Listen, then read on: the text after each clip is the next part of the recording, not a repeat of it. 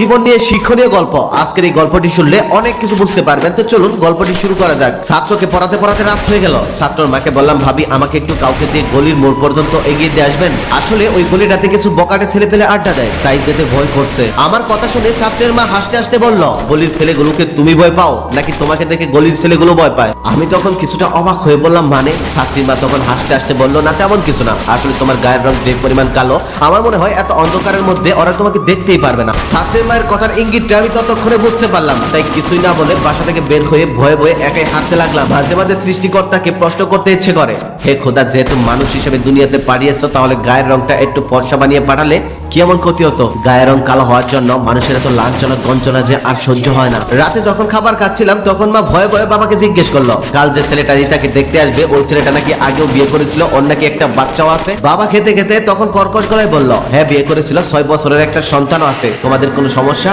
মা তখন বাবাকে নরম সুরে বলল, জেনে শুনে নিজের মেয়েকে এমন একটা ছেলের কাছে বিয়ে দেওয়াটা কি উচিত হবে? বাবা তখন খাবার প্লেটটা আছাড় মেরে মায়ের দিকে রক্ত চক্ষু নিয়ে তাকিয়ে বলল, তোমার মেয়ের জন্য এমন ছেলে পছন্দ করবো না তো রাজকুমার পছন্দ করবো? কোন রাজকুমার তোমার এই কালো মেয়েকে পছন্দ করবে শুনি? মেয়ে পেটে থাকাকালীন কি কয়লা খাওয়াইছিলাম যে কয়লার মতো একটা মেয়ে জন্ম দিছো? একটা কথা কান দিয়ে শুনে রাখো, নুলা নেংরা খোরাক যে তোমার ওই মেয়েকে বিয়ে করতে পছন্দ করবে, তার হাতে আমি তোমার ওই মেয়েকে তুলে দেব। এই কালো মেয়েটাকে শুধু কোন রকম কারো হাতে তুলে দিয়ে দায় মুক্ত হতে পারলেই বাসি। বাবার কথা শুনে মায়ের চোখের জল ফেলা ছাড়া আর মায়ের কোনো কিছুই করা ছিল না। আর নিজের চোখের জলের কথা না হয় বাজিয়ে দিলাম। পরদিন পাত্রপক্ষ আমাকে দেখতে আসলো। মা নিজ হাতে আমাকে সাজিয়ে দিচ্ছিল। তখন বাবা তড়িঘড়ি করে রুমে ঢুকে মাকে বলল, যেভাবে পারো সুন্দর করে সাজাও, বেশি করে মেকআপ দিয়ে হলেও সুন্দর করে সাজাও, কোন রকম পছন্দ করলেই বাঁচি। এই মুহূর্তে নিজেকে মানুষ না, সাজিয়ে গুজিয়ে কুরবানির হাটে গরু তোলার গরুর মতোই মনে হচ্ছিল। গরুকে হাটে তোলার আগে যেমন সুন্দর করে সাজানো হয় যাতে ক্রেতার আকর্ষণ পড়ে, ঠিক তেমনি আমাকে সাজানো হচ্ছে যাতে পাত্রপক্ষ আমাকে পছন্দ করে। তারপরেও ছেলে পক্ষ আমাকে দেখে তেমন একটা পছন্দ করলো না। প্রচুর যৌতুক চাইলো, যৌতুকের বিনিময়ে বিয়ে হতে পারে, কিন্তু তারা যে পরিমাণ যৌতুক দাবি করেছে